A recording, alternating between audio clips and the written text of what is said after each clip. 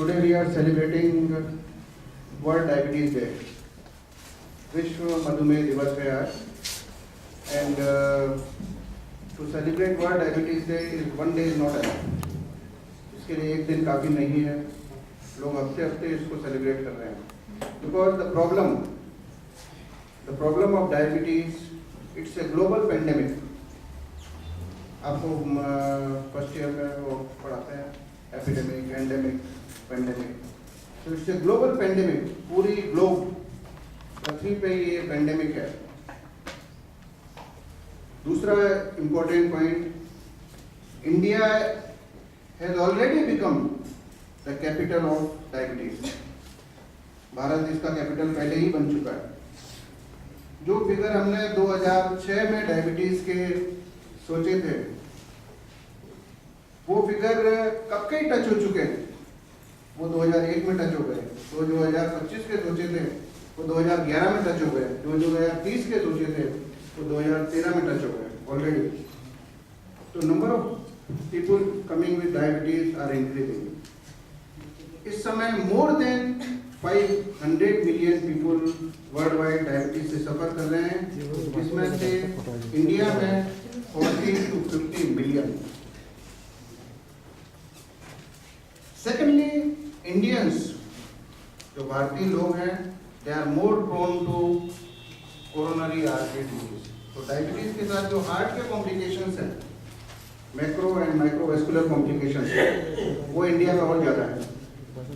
So this is the magnitude of the problem. So how much awareness is needed?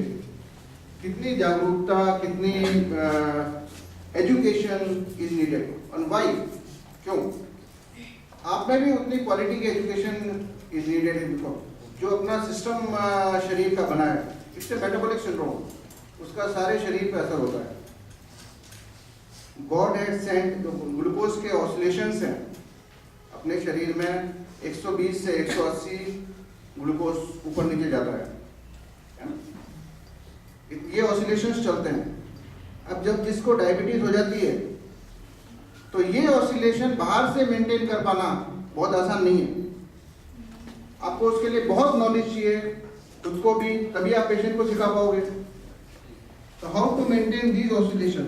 120 से ज़्यादा कम भी नहीं जाना चाहिए, 180 से ऊपर नहीं जाना चाहिए. अगर वो 180 से ऊपर जाता है, देन देयर आर कॉम्प्लिकेशंस. जो ऑल मेजर ऑर्गन्स हैं, माइक्रो एंड मैक्रोवेस्कुलर कॉम्प्लिकेशंस जब डायबिटीज में होते हैं, तो आने वाले समय में गवर्नमेंट के ऊपर इसका बहुत बड़ा लोड पड़ेगा, बहुत बड़ा लोड पड़ेगा. लाइक नेफ्रोपैथी, अगर डायबिटीज से किसी की किडनी खराब होती है, गवर्नमेंट कहती है हम डायलिसिस फ्री कर देंगे, but how much is the cost. तो you have to prevent all complications.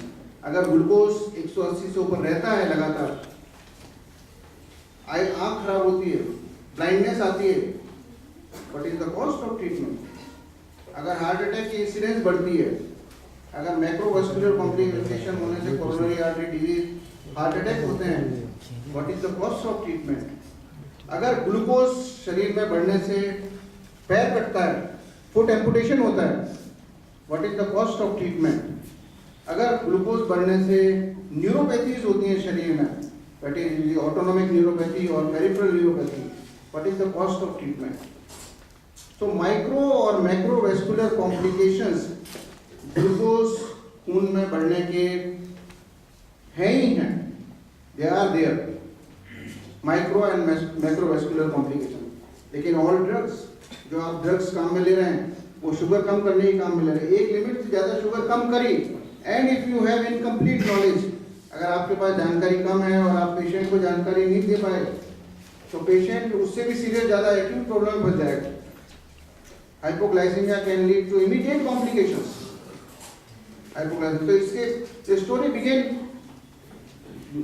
1869 में. Langerhans, he was from Germany. Langerhans ने कहा कि पेनक्रियाज में जो सिक्रेटरी सेल्स के अलावा जो एंजाइम सिक्रेट करते हैं, there are some other cells also. ये करके उसने कुछ इस तरह का डॉक्यूमेंटेशन किया, देन ही फॉरगॉट. 1920 में पेंटिंग वाज फ्रॉम कनाडा. और उसका student 4th year MBBS student था, मेडिकल स्टूडेंट बेस्ट। उसने कहा बेस्ट से कि इस डॉग का, कुत्ते का पेनक्रियास निकाल दो,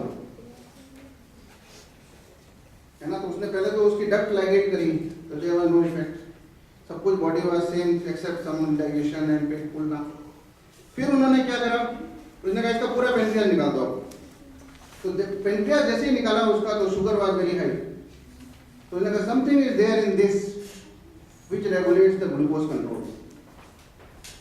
that lead to biggest discovery of the century. उसने मिलियंस ऑफ लोगों की लाइफ सेव करी। अभी अपन उस ट्रैक में आगे बढ़ रहे हैं। 1921 में फिर बेंटिंग ने कहा कि इसका जो